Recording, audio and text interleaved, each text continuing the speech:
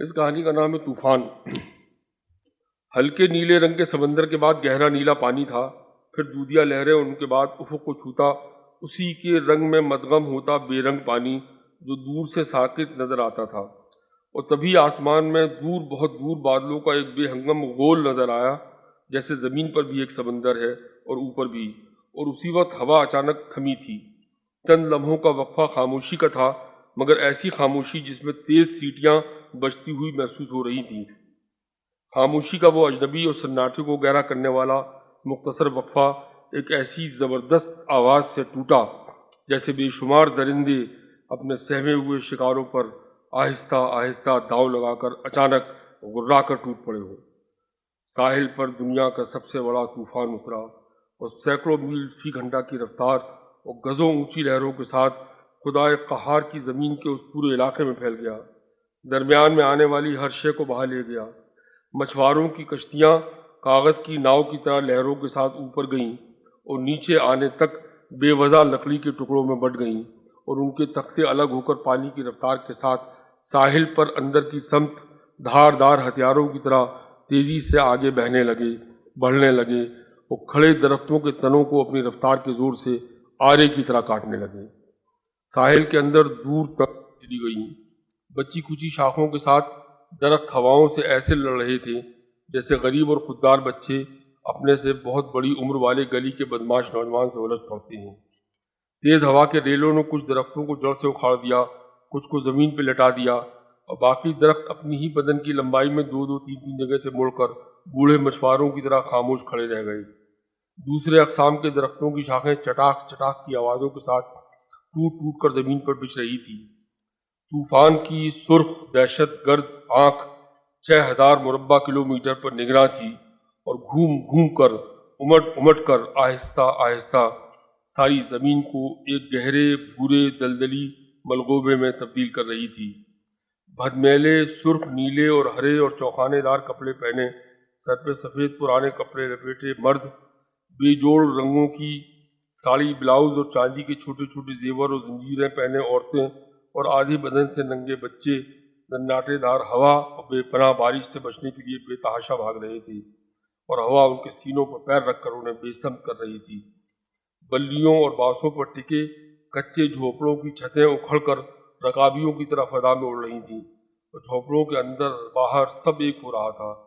مویشیوں کے جھنڈ ڈکرا ڈکرا کر اور ممیا ممیا کر وحشت زدہ ہو کر ایک دوسرے کے پیٹ میں گھسے جا رہے تھے، بغیر دیکھے آگے ہی آگے بھاگنے کی کوشش میں ایک دوسرے سے اور درختوں سے اور انسانوں سے ٹکرا ٹکرا کر گر رہے تھے، اٹھ رہے تھے اور لڑکھڑا رہے تھے۔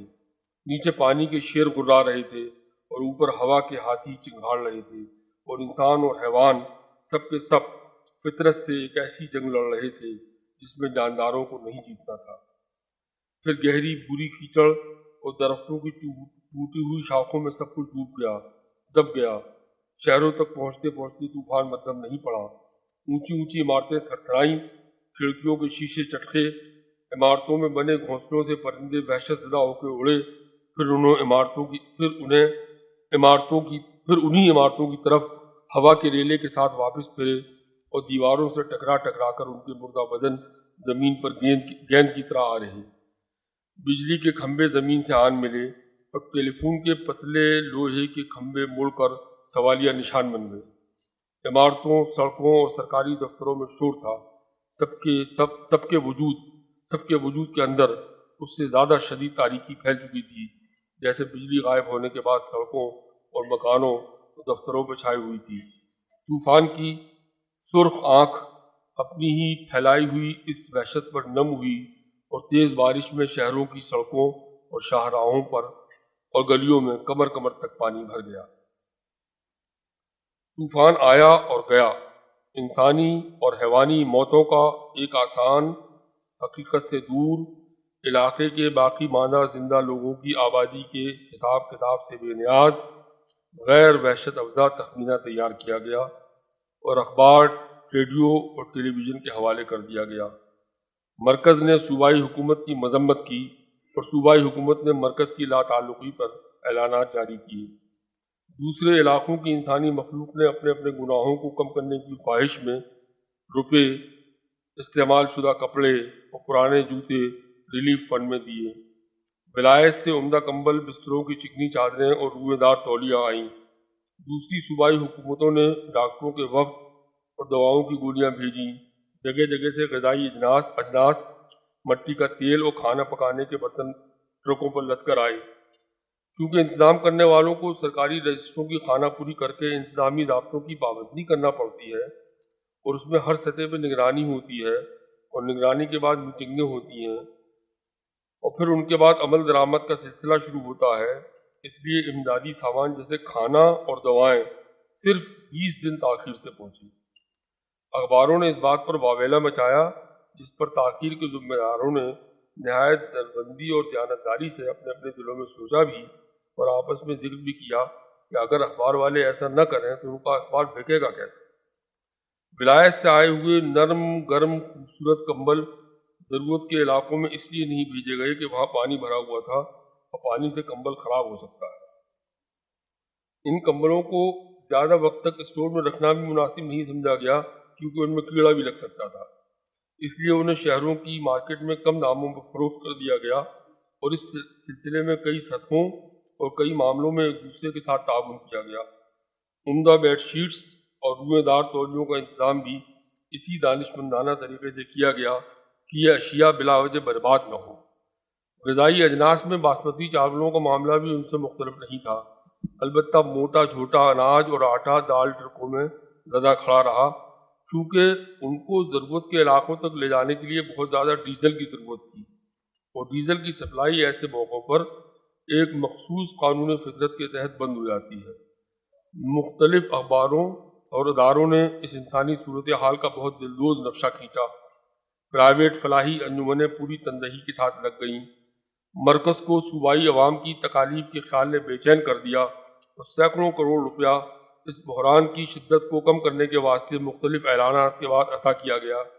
صوبائی حکومت نے اس کا پہلا حصہ سرکاری ملازمین کی تنخواہ کی شکل میں تقسیم کیا کہ اگر وہی لوگ مطمئن و تازہ نہیں ہوں گے تو امدادی کاموں کو انجام کون دے گا۔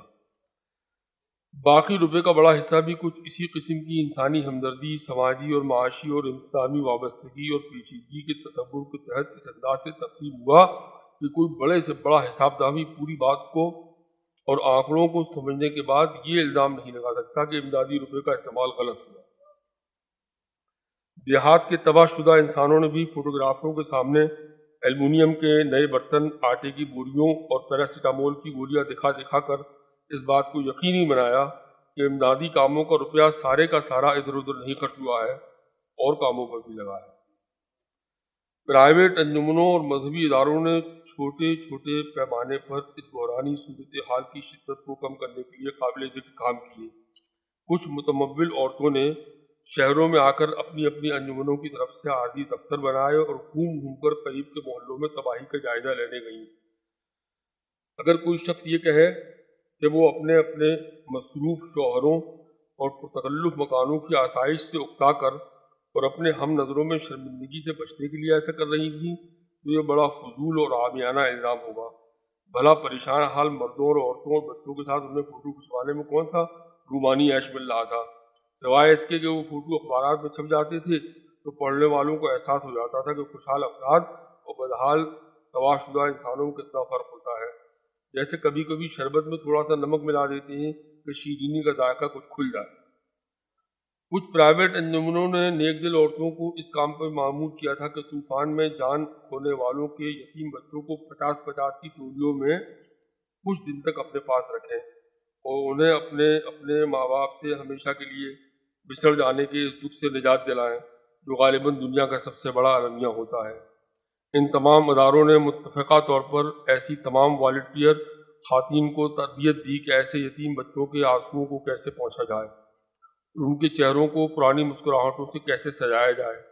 ایسے تمام افراد جن میں نرم دل ہونے کی وجہ سے خواتین زیادہ تھیں، اپنے اپنے بھولے بسرے غموں اور محرومیوں کو کم کرنے کے لیے اور بجا طور پر ان یتیم بچوں کو خوش رکھنے اور مسکراتا دیکھنے کے لیے بڑی جانفشانی کے ساتھ اس کام میں لگ گئے۔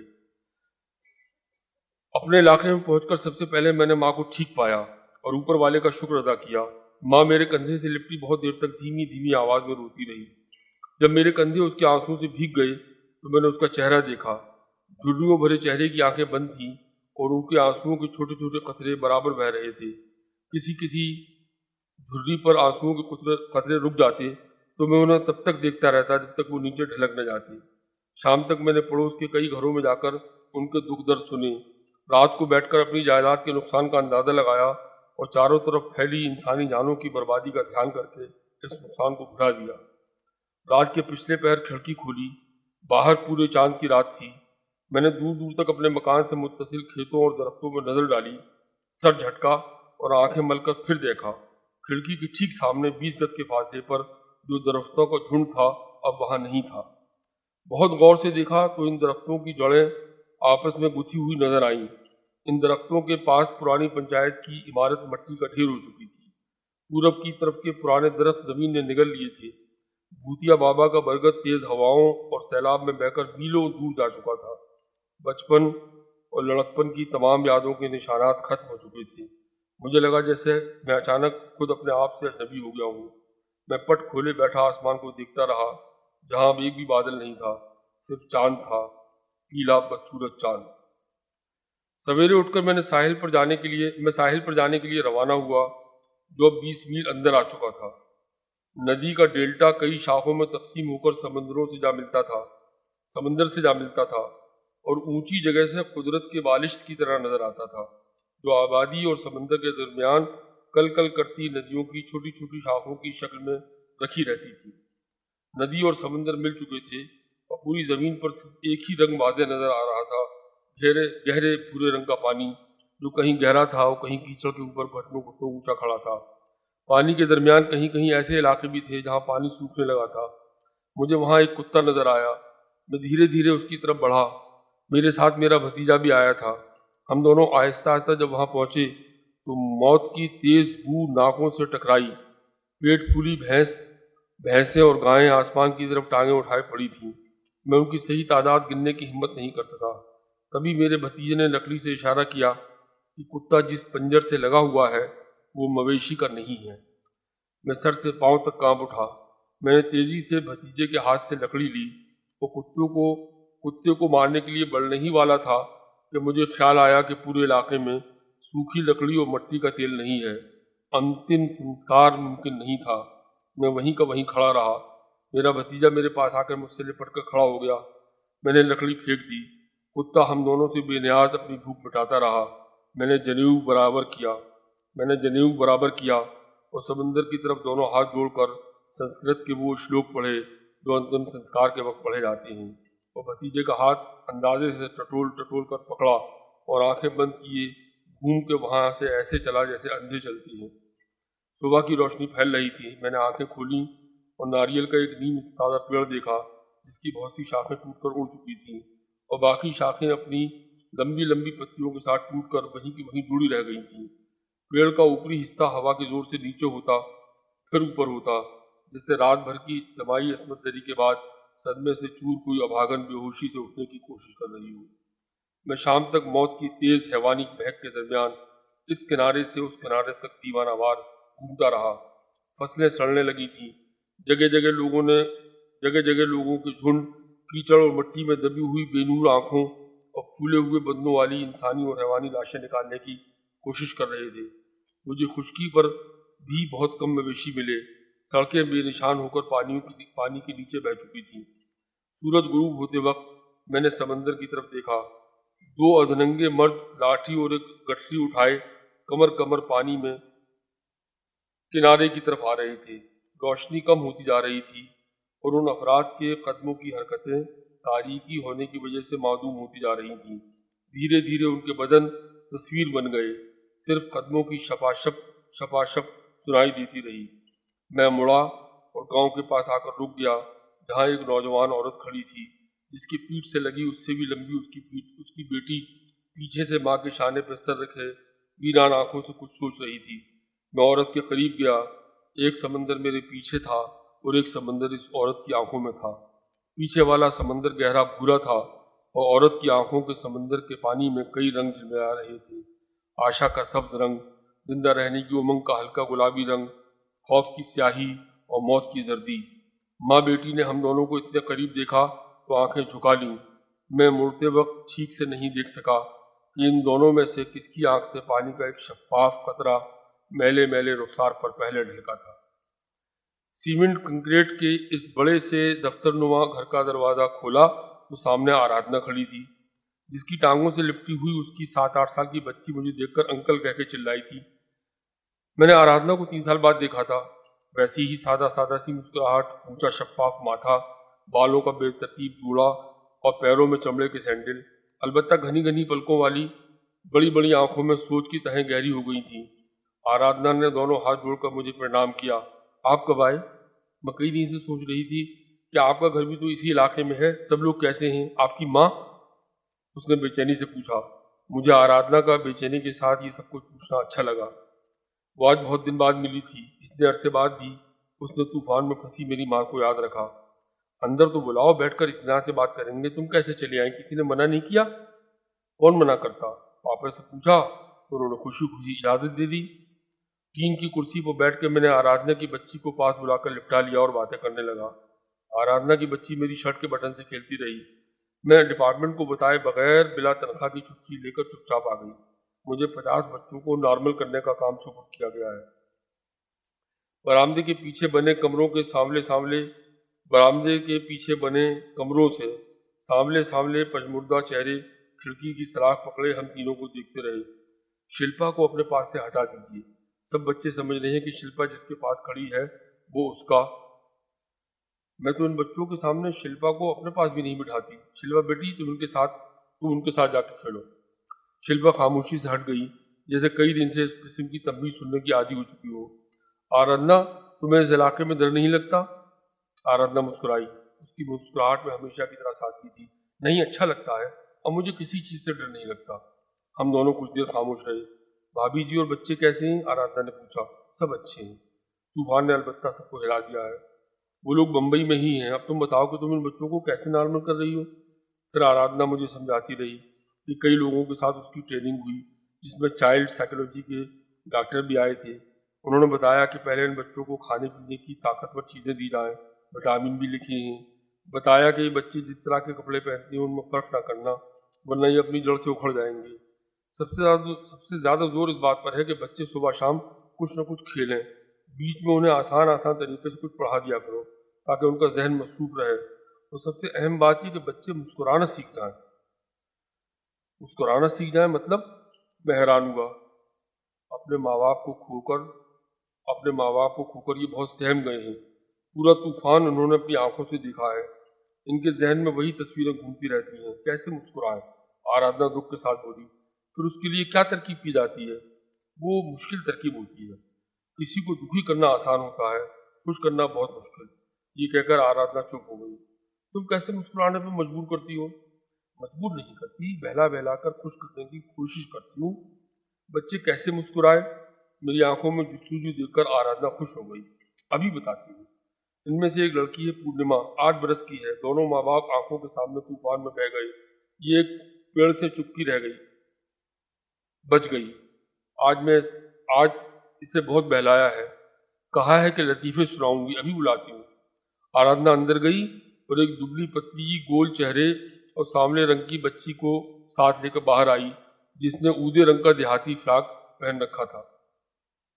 میں تھوڑا تیز پڑھ رہا ہوں، معاف کیجیے گا، کیونکہ مجھے معلوم ہے کہ میں تھوڑا وقت سے آگے نکل رہا ہوں۔ وہ سہمی ہوئی ہرنی کی طرح ہمارے پاس آ کر کھڑی ہو گئی۔ 2-3 صفحے رہ گئے۔ وہ سہمی ہوئی ہرنی کی طرح ہمارے پاس آ کر کھڑی ہو گئی۔ اس کی ٹانگیں دھیرے دھیرے کانپ رہی تھیں۔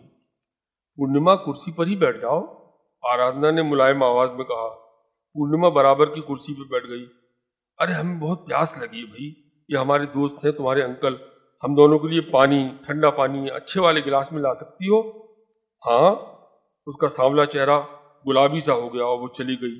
تو آرادھنا بولی، اپنے ہاتھ سے کوئی کام کریں تو بچوں میں اعتماد جاگتا ہے، کبھی انہیں اپنی شخصیت پر بھروسہ ہوتا ہے۔ جب شخصیت پر اعتماد ہوتا ہے تو انسان مسکرا بھی سکتا ہے۔ ٹین کی ایک ٹرے میں شیشے کے 2 گلاسوں میں وہ میلا میلا پانی لے آئی۔ آرادھنا کے اشارے پہ میں نے پانی پیا، آرادھنا نے بھی پیا۔ پورنیما، ہم نے کل وعدہ کیا تھا آج تمہیں ایک جوک سنائیں گے، تم نے ہمیں پانی پلایا، ہم بدلے میں جوک سنائیں گے۔ پورنما کی آنکھیں ایک لمحے کو چمکی۔ سنو، ایک خرگوش تھا، وہ تالاب کے کنارے گیا اور تالاب میں نہاتے ہاتھی سے بولا، اے ہاتھی کے بچے باہر نکل، جلدی نکل۔ پورنما چمکتی ہوئی آنکھوں سے آرادھنا کے ہونٹوں کو دیکھتی رہی۔ ہاتھی بیچارہ سونڈ ہلاتا باہر نکل آیا۔ یہ کہہ کے آرادھنا نے ہاتھی کی سونڈ ہلانے کی نقل اپنے ہاتھ کو لہرا لہرا کر کی۔ ہاتھی نے باہر نکل کے پوچھا، میاں خرگوش، تم نے مجھے باہر کیوں بلایا؟ میں تو چپ چاپ نہا رہا تھا۔ خرگوش بولا، اب تم جا سکتے ہو، میرا انڈرویئر کھو گیا تھا، مجھے شک تھا کہیں تم ہی تو پہن کے نہیں نہا رہے ہو۔ پورنما مسکرا پڑی، مجھے خود ہنسی آ گئی۔ آرادھنا بھی مسرور آنکھوں سے ہنس رہی تھی۔ اچھا پورنما، اب تم جاؤ، تمہارے پڑھنے کا ٹائم ہو رہا ہے۔ وہ اٹھ کر دھیمے دھیمے اپنے کمرے کی طرف چلی گئی۔ تب آرادھنا نے بتایا، پچھلے 2 ہفتوں سے دن رات لگی ہوئی ہوں، تبھی بچے مسکرائے ہیں، بس ایسے ہی کسی طرح ان کو ان کی شخصیت پہ بھروسہ دلا کر انہیں اچھی اچھی چھوٹی چھوٹی باتوں کے ذریعے خوش کر کے مسکرانے پر لے آتے ہیں۔ ڈاکٹروں نے ٹریننگ کے دوران بتایا تھا کہ اتنی بڑی ٹریجڈی کے بعد بچے مسکرائے نہیں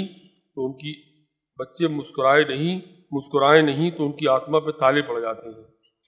یہ اکیلی بچی تھی جو اب تک نہیں مسکرائی تھی۔ آپ کے آنے کی برکت سے یہ مرحلہ بھی آسان ہو گیا، ورنہ کل بہت مشکل ہوتی۔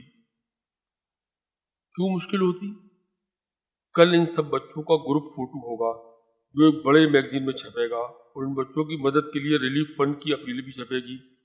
فوٹوگرافر کہتا ہے اسمائل، اور یہ لوگ چپ چاپ کھڑے رہتے تو مجھے کتنا افسوس ہوتا کہ اتنے سارے دنوں کی محنت برباد گئی۔ سرکار سے بھی تو ریلیف فنڈ ملا ہوگا؟ میں نے پوچھا۔ مجھے ریلیف فنڈ جمع کرنے والے کاموں کا کوئی تجربہ اور معلومات نہیں۔ سرکاری ریلیف کا حال تو آپ کو معلوم ہی ہے۔ پھر ایک بات اور بھی ہے کہ جس آرگنائزیشن کو میں نے اپنی 1 مہینے کی خدمات والنٹیئر کی ہیں، وہ یتیم بچوں کا کام سنبھالنا چاہتی ہے، اس لیے وہ اپنا ریلیف فنڈ الگ سے بنانا چاہتی ہے۔ کل آپ بھی آ جائیے گا، کچھ دیر اچھا وقت کٹ جائے گا، ان لوگوں سے ہی ملاقات ہو جائے گی۔ ضرور آؤں گا۔ اب چلوں؟ ماں انتظار کر رہی ہوگی۔ تم بھی گھر آؤ نا۔ پھر آؤں گی، ان بچوں کو 1 منٹ بھی چھوڑنے کی اجازت نہیں ہے۔ گھر پہنچ کے رات کو میں نے پھر کھڑکی کھولی۔ آج بھی چاندنی خوب تھی۔ مجھے آرادھنا کی باتیں یاد آنے لگیں۔ آرادھنا عزت نفس والی شریف نیک دل لڑکی تھی۔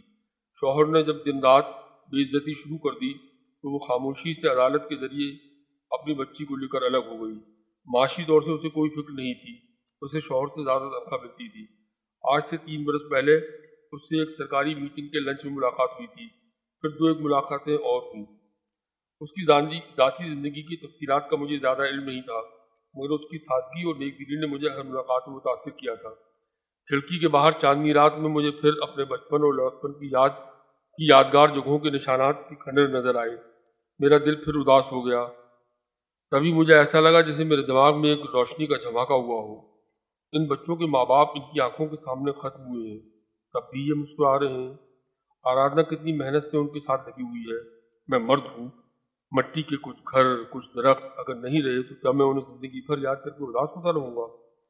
آنکھیں نداسی ہونے لگی تھیں۔ میں نے آہستہ سے کھڑکی بند کی اور سونے جاگنے کی کیفیت میں محسوس کیا کہ دل کسی ایک لمحے کے لیے بہت مطمئن ہو جاتا ہے اور پھر دوسرے ہی لمحے بہت بیدار۔ اسی کیفیت میں صبح ہو گئی۔ 11 بجے جب میں آرادھنا کے دفتر پہنچا تو وہاں کیمرہ مین اور ریلیف آرگنائزیشن کے لوگ پہنچ چکے تھے۔ آرادھنا نے میرا سب سے تعارف کرایا۔ وہ لوگ گرم جوشی سے ملے اور بتاتے رہے کہ کیسے انہوں نے 12 سال پہلے بھی اسی علاقے میں یتیموں کا کام سنبھالا تھا، اور کس طرح انہوں نے مغربی گھاٹ کے زلزلوں کے بعد وہاں کے 50 بچوں کے واسطے زبردست ریلیف مہم چلائی تھی۔ ٹائی باندھے ہوئے ایک شخص نے بہت اعتماد کے ساتھ اسے بتایا کہ ریلیف کا کام آسان نہیں ہوتا، کسی کی جیب سے پیسہ نکالنا آج کے زمانے میں بہت مشکل کام ہے، لیکن ہم لوگ اسپیشل طریقے سے میڈیا کے ذریعے لوگوں کے دلوں کو موم کر لیتے ہیں۔ آپ تھوڑے دن بعد میگزین کا ایشو پڑھیے گا تو آپ کو اندازہ ہوگا کہ صرف اسی ایک فوٹوگراف کے چھپنے کے بعد چیک اور ڈرافٹس کا تانتا لگ جائے گا۔ ہماری آرگنائزیشن سے بہتر کوئی بھی ریلیف فنڈ جمع نہیں کر سکتا۔ ٹائی والے شخص نے اپنی سنہری گھڑی میں وقت دیکھا اور فوٹوگرافر سے کہا، آپ ہمارے لیے نئے فوٹوگرافر ہیں، اس لیے آپ کو بتا رہے ہیں کہ 2-3 فوٹو ایک ساتھ لے لیجیے گا، کبھی کبھی ایک آدھ ہل کر خراب بھی ہو جاتا ہے۔ فوٹوگرافر نے آسمان کی طرف دیکھ کے کہا، ابھی 10-15 منٹ اور رک جائیے، دھوپ تھوڑی اور اوپر آ جائے۔ ٹھیک ہے اس نے بے چینی سے کہا، مگر جلدی کیجیے، اس سے زیادہ دیر نہیں، آج ہمیں 4 گروپس کے فوٹوگراف لینا ہے۔ انہی کاموں میں کئی دن سے سو نہیں سکا ہوں۔ یہ سب کام آسان نہیں ہوتے، جی جان ایک کر دینا پڑتا ہے ریلیف کے لیے۔ فوٹوگرافر کمرہ فٹ کرنے لگا۔ میں ٹائی والے شخص کے ساتھ کرسیوں پر بیٹھ گیا۔ مجھے یہ دیکھ کر بہت اچھا لگا کہ آرادھنا نے تمام بچوں کو خوش کر دیا ہے۔ کل وہ آخری لڑکی بھی مسکرائی جو اب تک نہیں مسکرائی تھی۔ آرادھنا اندر ہال میں بچوں کو تیار کر رہی تھی۔ جی ہاں، دراصل وہ پورا کام ہمارے ایک اور اسپیشلسٹ دیکھتے ہیں۔ میں صرف فوٹوگراف کرا کے میگزین سے رابطہ کر کے چیک وصول کر کے بینک میں ڈالتا ہوں۔ مجھے یہ ساری باتیں سن کر اچانک بیداری محسوس ہونے لگی۔ میں نے ہال کی طرف دیکھا جہاں سے ابھی آرادھنا مسکراتے ہوئے بچوں کو لے کر باہر نکلے گی۔ تبھی آرادھنا بچوں کو لے کر باہر نکلی۔ سب کے منہ دھلے ہوئے تھے اور کنگھی کی ہوئی تھی اور ان میں سب کے سب مسکرانے پہ آمادہ نظر آ رہے تھے۔ آرادھنا نے آتے آتے رک کر مڑ کر سب بچوں کو دیکھا۔ سب کو خوش دیکھ کر اس کے چہرے پر اطمینان کا اجالا پھیل گیا۔ تمام بچے قطار سے کھڑے ہو گئے۔ ٹائی والا شخص باہر اپنے ڈرائیور سے باتیں کرنے گیا ہوا تھا۔ آرادھنا میرے پاس کھڑی تھی۔ شلپا کو اس نے اپنے کمرے سے باہر نہیں آنے دیا تھا۔ فوٹوگرافر لمبائی کے حساب سے سب کو ترتیب میں کھڑا کر رہا تھا۔ آج تو آرادھنا یہ سب مسکرا رہے ہیں، اسی لیے تم بہت خوش ہو؟ آرادھنا نے ہولے سے ہاں کہا اور میری طرف ممنون نگاہوں سے دیکھا، جیسے اپنی کارکردگی کی تعریف پر خاموش شکریہ ادا کر رہی ہو۔ پھر اس نے دھیمے دھیمے کہا، میں نے خود اتنے دکھ جھیلے ہیں کہ میرا جی یوں بھی چاہتا ہے کہ بچے سدا مسکراتے رہیں، کوئی انہیں دکھی نہ کرے۔ سمندر کا طوفان ہفتے بھر میں ختم ہو جاتا ہے پر اس کے زخم 5-7 برس میں بھر پاتے ہیں، لیکن آتما کے طوفان کی بھرپائی جیون بھر نہیں ہو پاتی۔ زندگی ایک ناسور بن جاتی ہے۔ اس کی گہری آنکھیں چھلکنے کے قریب تھیں۔ میں تمہاری باتیں سمجھتا ہوں، لیکن کیا یہ کامیابی کہ تم نے 50 سے 3 بچوں کو ہمیشہ کے لیے مسکراہٹ دے دی تمہارے بہت سے دکھوں کو دور نہیں کر دے گی؟ میں نے اس کے کانپتے ہوئے ٹھنڈے ہاتھ پر اپنا ہاتھ رکھا۔ ہاں، کر دے گی۔ وہ موٹی موٹی آنکھوں سے مسکرائی۔ اسی لیے تو میں خوش ہوں، بلکہ کل شام سے خوش ہوں جب وہ آخری بچی پورنیما مسکرائی تھی۔ فوٹوگرافر نے ایک دیوار کے سہارے قطار میں بچوں کو کھڑا کر دیا تھا۔ چھوٹے بچے بچیوں کو زمین پہ بٹھا دیا تھا۔ نیلے، ہرے، سرخ، اودے، دھاری دار، چٹک دار اور گل بوٹے والے کپڑے پہنے بچے مطمئن اور پرجوش نظر آ رہے تھے۔ آرادھنا نے اٹھ کر فوٹوگرافر کو کچھ بتایا۔ فوٹوگرافر نے مسکرا کر سر ہلایا، پاس آ کر بولی، میں کہہ رہی تھی کہ